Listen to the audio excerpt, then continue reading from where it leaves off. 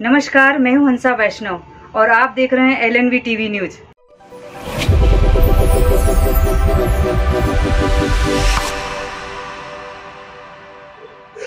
नमस्कार दोस्तों, मैं हूं डॉक्टर एलन वैष्णव।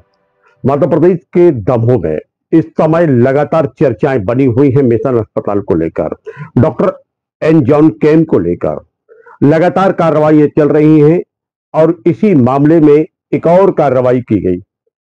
मुख्य चिकित्सा एवं स्वास्थ्य अधिकारी ने एक नोटिस दिया है मिशन अस्पताल को, जिसमें मिशन अस्पताल के जो लाइसेंस है, उसका जो पंजीयन है, उसको निलंबित कर दिया गया है। बताया जाता है कि नर्सिंग होम अस्पताल के संचालन के लिए जो पंजीयन की आवश्यकता होती है, उस पंजीयन में कुछ अहर्ताएं होती हैं जिनको पूरा ना किया जाना बताया गया है इस नोटिस में। इस नोटिस के आधार पर अब फिलहाल में मिशन अस्पताल का संचालन बंद रहेगा। इसको निलंबित किया गया है, उसके लाइसेंस को, और अगर अहर्ताएं पूर्ण कर लेता है मिशन अस्पताल तो उसके पंजीयन को फिर जारी कर दिया जाएगा, यानी अस्पताल संचालन वह कर सकेगा। ऐसी जानकारी मुख्य चिकित्सा एवं स्वास्थ्य अधिकारी डॉक्टर मुकेश चंद ने दी है। अस्पताल को सील करने के मामले में आज कार्रवाई हुई है, क्या है मामला? मिशन अस्पताल के द्वारा जो कोर्ट में नवीनीकरण का आवेदन होना चाहिए वो लेट हुआ है और उसके बहुत से चिकित्सक मिशन अस्पताल छोड़ के जा चुके, जिन्होंने हमारे को लिखित रूप से सूचना दी है, जिसमें उनके कोई काम करने वाले चिकित्सक भी नहीं है और कोर्ट में जो समय सीमा रहती है उसमें उनका आवेदन भी नहीं किया गया है। इससे उनका आवेदन लाइसेंस उनकी पंजीयन अभी सस्पेंड कर दिया गया है। जैसे उनकी गवर्नमेंट के पोर्टल की आवश्यकताएं पूर्ति होती हैं तो पुनः आवेदन कर सकते हैं और हमारी टीम निरीक्षण करके यदि वो पाएगी गवर्नमेंट की कानून के अनुसार है तो पंजीयन उसका फिर से चालू हो जाएगा। वहीं दूसरी ओर राष्ट्रीय मानव अधिकार आयोग के सदस्य प्रियंक कानून को दमोह पहुंचे। उनके आने के पूर्व 9 लोगों पर कार्रवाई FIR की गई है दमोह सिटी कोतवाली में। मिशन अस्पताल के प्रबंधन से जुड़े हुए यह लोग हैं। प्रियंक कानून को दमोह पहुंचे, सर्किट हाउस पहुंचे, अधिकारियों से उन्होंने कुछ मंत्रणा की बंद कमरे में, और फिर वह वाल्मीकि समाज के द्वारा आयोजित एक कार्यक्रम में पहुंचे मानस भवन, जहां उन्होंने जमकर आरोप लगाए प्रशासन पर और स्वास्थ्य विभाग पर, साथ ही श्रम विभाग पर भी उन्होंने आरोप लगाए और आरोप लगाए नगर पालिका के अधिकारियों के ऊपर भी। उन्होंने कहा कि जो ये कर्मकार यहाँ पर बैठे हुए हैं, सफाई कर्मी हैं, इनका वेतन मिलना चाहिए, और अगर वेतन नहीं मिलता है तो फिर नगर पालिका को अपनी संपत्ति बेचकर इनको वेतन देना चाहिए। अनेक प्रकार के गंभीर आरोप इस मंच से लगाए। हालांकि यह जो मंच था वह स्पष्ट रूप से कहीं ना कहीं राजनीतिक दिखलाई देने लगा था, क्योंकि समय समय पर जो परिवर्तन दिखलाई दे रहे थे मंच पर, उसको लेकर चर्चाएं बन रही थी।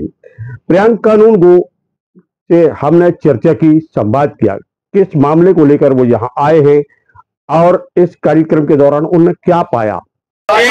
वाल्मीकि समाज के कार्यक्रम में हिस्सा लिया है, क्या मामला? मुझे अत्यंत ग्लानि है, मुझे बहुत तीव्र पीड़ा और वेदना है इस बात की कि आज जिस वाल्मीकि समाज के कार्यक्रम में बाबा साहब अम्बेडकर की जन्म जयंती मनाने के लिए हम एकत्रित हुए थे, वहां मुझे ये मालूम चला कि 4000 रुपए मासिक वेतन पे 8 घंटे झाड़ू लगवाने का काम हमारे वाल्मीकि भाई बहनों से नगर पालिका द्वारा करवाया जा रहा है।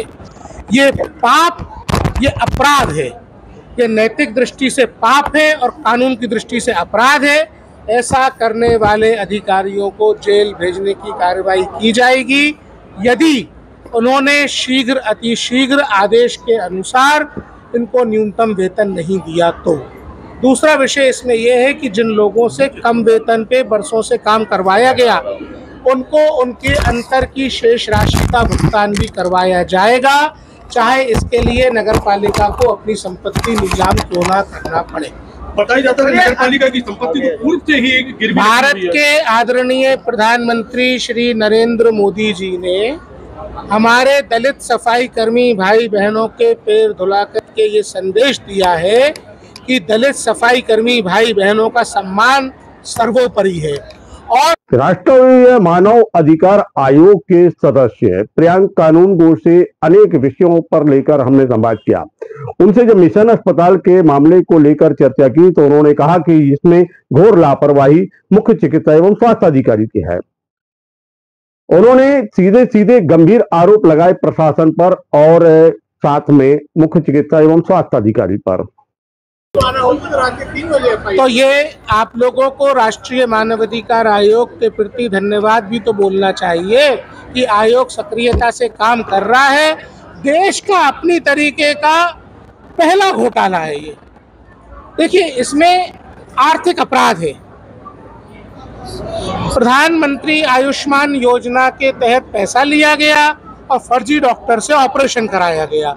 ये आर्थिक अपराध है। इसकी जांच तो आर्थिक अपराध अनुसंधान के लिए जो विशेष पुलिस इकाई होती है उसको करना चाहिए। इसमें जो एक बात सबसे महत्वपूर्ण है वो ये कि वो दस्तावेज आज तक CMHO ने उपलब्ध नहीं कराए पुलिस को, जिनमें ये पता चलता कि मिशन हॉस्पिटल का संचालक है कौन। तो ये सारी बातें हमारे संज्ञान में हैं। यदि प्रशासन CMHO पे कार्रवाई नहीं करेगा तो हम करेंगे। आयुष्मान भारत योजना के तहत ही तो कैथलेब का मंजूरी मिली थी। देखिए, वो एक बड़ा आर्थिक घोटाला यहाँ पे किया जा रहा था, जिसके मामले में आर्थिक अपराध अनुसंधान प्रभाग को जांच करनी चाहिए।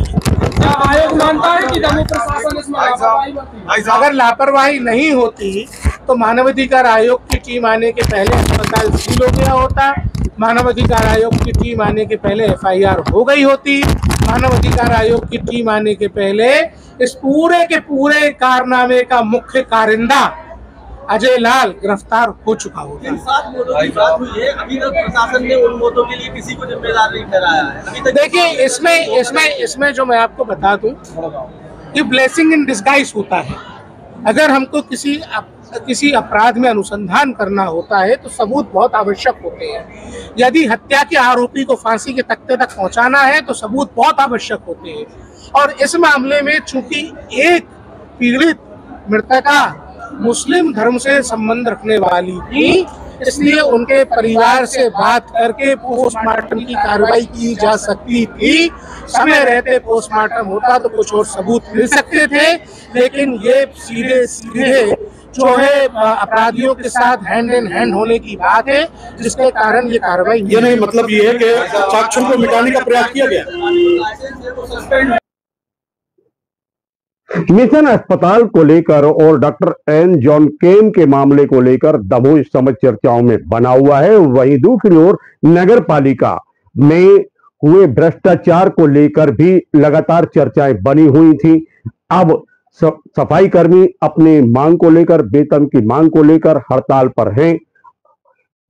यहां मुख्य नगर पालिका अधिकारी का अपना तर्क है। उनका कहना है कि हम जो काम कर रहे हैं वो नियम के तहत कर रहे हैं। प्रियंक कानूनगो का ये कहना है कि किसी भी हाल में इन सफाई कर्मियों को वेतन मिलना चाहिए, चाहे आप जो भी करें। श्रम विभाग के अधिकारी को भी उन्होंने निर्देश दिए हैं, तो वहीं जिला प्रशासन को भी निर्देश दिए। जब उनसे ये पूछा गया कि क्या आपके आने से, यहाँ संवाद करने से, यहाँ पर जो कुछ समस्याएं सुनने के बाद क्या यह हड़ताल समाप्त होगी, तो उन्होंने इसमें पल्ला झाड़ लिया। उन्होंने कहा ये काम मेरा नहीं है, ये प्रशासन का काम है कि वह हड़ताल चलने दे या समाप्त करवाए। हम तो सिर्फ यहाँ पर सुनने आए हैं और जो कुछ होगा वह हम अपने आदेश में कहेंगे। फिलहाल में मंच से जमकर गरजे प्रियंक कानूनगो, जिसको लेकर चर्चाएं बनी हुई हैं।